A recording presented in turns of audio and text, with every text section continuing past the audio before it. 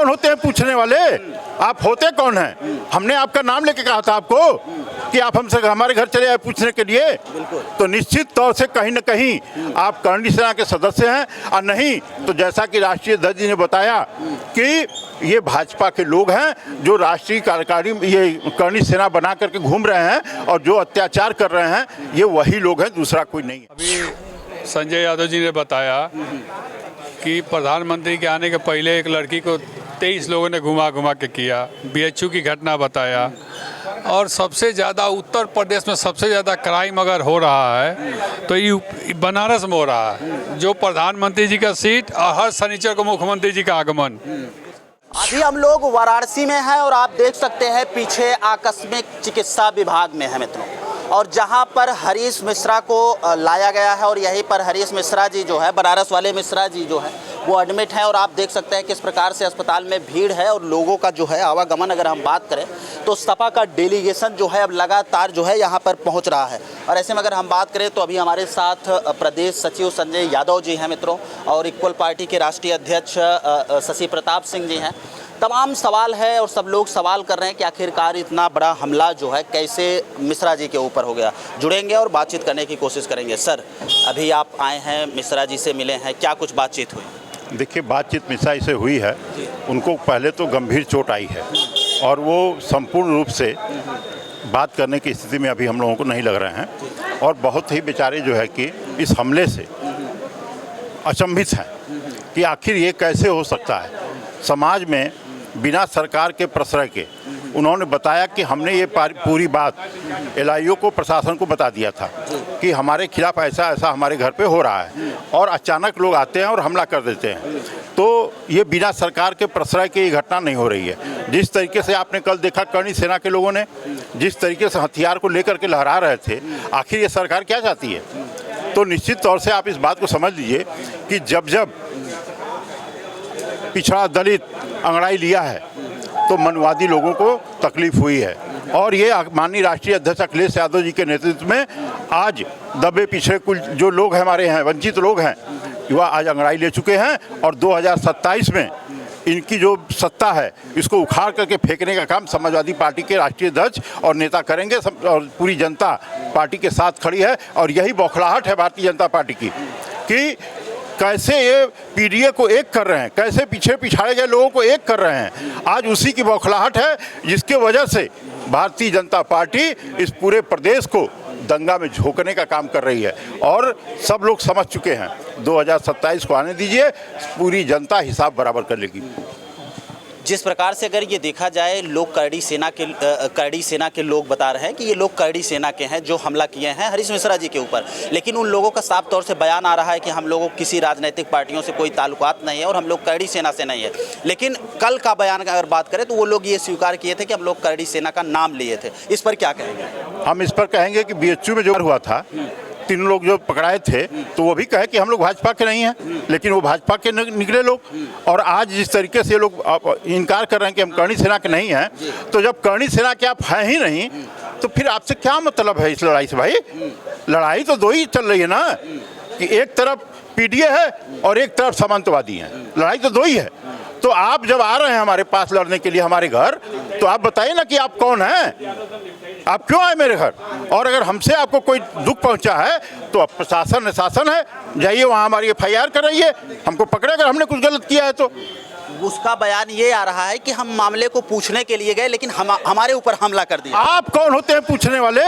आप होते कौन हैं? हमने आपका नाम लेके कहा था आपको कि आप हमसे हमारे घर चले आए पूछने के लिए। तो निश्चित तौर से कहीं न कहीं आप करणी सेना के सदस्य हैं, और नहीं तो जैसा कि राष्ट्रीय अध्यक्ष जी ने बताया कि ये भाजपा के लोग हैं जो राष्ट्रीय कार्यकारी ये करणी सेना बना करके घूम रहे हैं और जो अत्याचार कर रहे हैं, ये वही लोग हैं, दूसरा कोई नहीं है। तो प्रदेश सरकार हमेशा लगातार लॉ एंड ऑर्डर की बात करती है, और लॉ एंड ऑर्डर की अगर बात करें तो लगातार दावा भी ठोकती है। तो कहाँ आम आदमी कैसे जब नेता नहीं सुरक्षित है, फिर आम आदमी कैसे सुरक्षित है? अभी आपने देखा, एक हफ्ते तक इसी बनारस शहर में एक लड़की के साथ 23 लोगों ने घुमा घुमा करके एक हफ्ते में रहा है। कहाँ लॉ एंड ऑर्डर है भाई? कहाँ है लॉ एंड ऑर्डर? तो ये लाइन हार्ट की दुहाई दे रहे हैं, इनके पास कुछ बचा उचा नहीं है। 2027 में हम सब लोग मिल करके इनका हिसाब कर लेंगे। धन्यवाद। लगातार मतलब 27 में आप लोगों का पूरा टारगेट है। सर आपसे भी बात जुड़ेंगे और बातचीत करने की कोशिश करेंगे। क्या कहेंगे, आपके शहर में बनारस काशी जैसे शहर में हरीश मिश्रा के ऊपर हमला सुरक्षित नहीं है, अभी जल्दी में सपा पार्टी ज्वाइन की है, क्या कुछ कहेंगे? देखिए, सुरक्षित हरीश मिश्रा ही नहीं, अभी संजय यादव जी ने बताया कि प्रधानमंत्री के आने के पहले एक लड़की को 23 लोगों ने घुमा घुमा के किया, बीएचयू की घटना बताया। और सबसे ज़्यादा उत्तर प्रदेश में सबसे ज़्यादा क्राइम अगर हो रहा है तो ये बनारस में हो रहा है, जो प्रधानमंत्री जी का सीट और हर शनिचर को मुख्यमंत्री जी का आगमन। जब यहीं पर लॉ एंड ऑर्डर जीरो हो गया है तो बाकी प्रदेश की आप बात क्या करेंगे? अब देखिए, अपनी सुरक्षा स्वयं करनी होगी।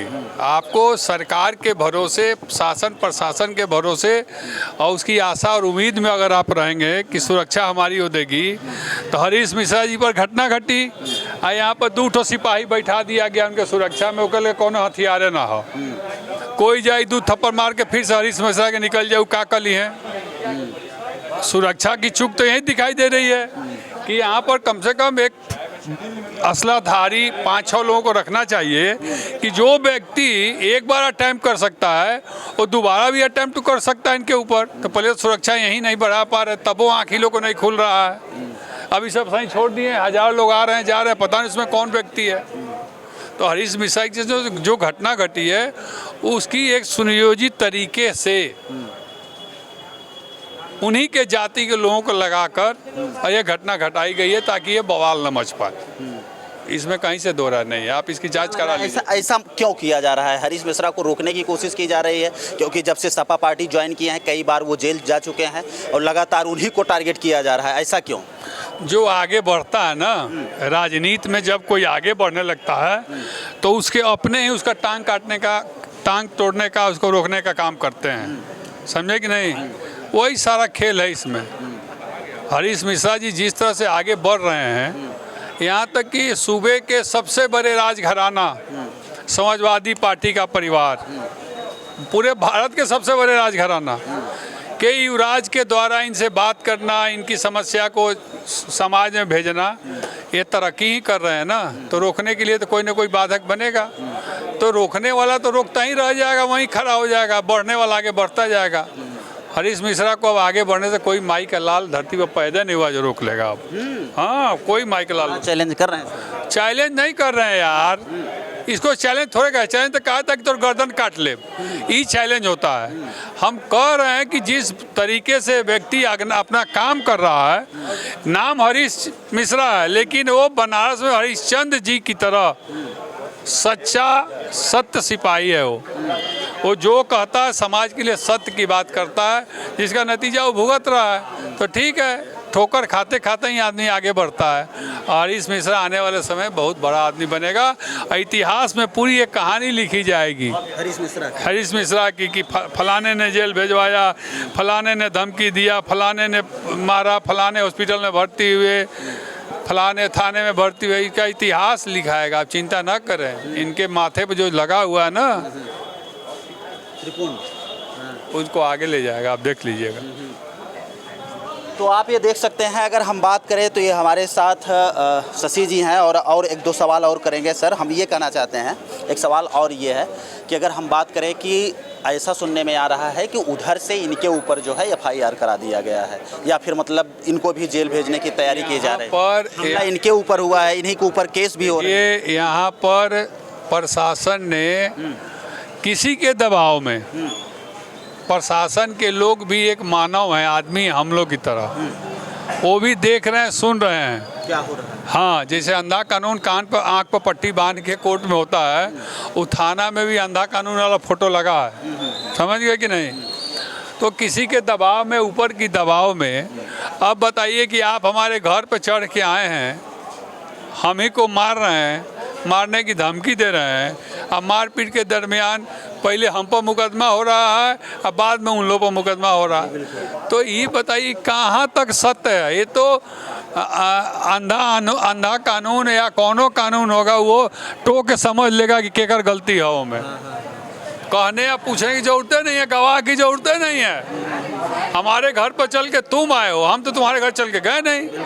तो सवाल है कि जब सब कुछ ऊपर रिमोटे से कंट्रोल होना है तो नीचे वाला क्या करेगा? पुलिस प्रशासन भी क्या करेगा? वो अगर कहेगा कि नहीं सर ये गलत हो गया काम, हम नहीं करेंगे, तो कहेंगे ठीक है मिर्ज़ापुर के जंगल में तुम्हारा ट्रांसफ़र कर दे रहे हैं, तो जाइए बाल बच्चा छोड़ के मिर्ज़ापुर। वो तो ऊपर वाला के बात सुनी। तो इस यहाँ पर न कानून का कोई खेल है, न कोर्ट कचहरी का खेल है। सारा खेल एक जगह से रिमोट से हो रहा है। हाँ, दोषियों के ऊपर कैसी कार्रवाई चाहते हैं आप? देखिए दोषियों के ऊपर जो कानून में मजबूत होता है कार्रवाई वो होगा, नहीं तो इससे मन बढ़ेगा लोगों का। अरे यार हरीश मिश्रा के, हाँ हरीश मिश्रा का पीठ दे ली का उखड़ गई, हरीश मिश्रा की पीठ दे ली का उखड़ गलो से, उनके पीठ दे का उखड़ जाइए से। तो ये प्रश्रय देने का काम है सरकार को। इससे सरकार भी परेशानी में आ गया। आप देख लीजिएगा, अरे कोर्ट कचहरी कितना दिन किसी का बात मानेगा? एक दिन जब अपने पे आ जाएगा लपेट लेगा सब लोगों को। तो हरीश मिश्रा जी को के साथ समाजवादी पार्टी के करोड़ों लोग हैं, नेशनल इक्वल पार्टी उनके साथ है। जेल में भी गए थे तो भी शशि प्रताप से उनके साथ थे, आज यहाँ हैं तो भी हैं, कल भी उनके साथ हैं और आने वाले समय भी उनके साथ रहेंगे, सत्य के साथ रहेंगे। चलिए, तो आप ये देख सकते हैं अभी हमारे साथ खास बातचीत करने के लिए प्रदेश सचिव संजय जी थे और शशि प्रताप जी थे, इक्वल पार्टी के राष्ट्रीय अध्यक्ष हैं मित्रों। और अभी सब लोग जो है अस्पताल में हरीश मिश्रा जी से मिलने के लिए लगातार यहाँ पर लोगों का आवागमन जो है वो जारी है। फिलहाल इस वीडियो पर आप क्या सोचते हैं कमेंट बॉक्स में अपनी प्रतिक्रिया जरूर दीजिएगा। चलिए मित्रों, मिलते हैं फिर से एक नेक्स्ट वीडियो में और एक नई खबर के साथ। तब तक के लिए हमें दीजिए इजाज़त। जय हिंद।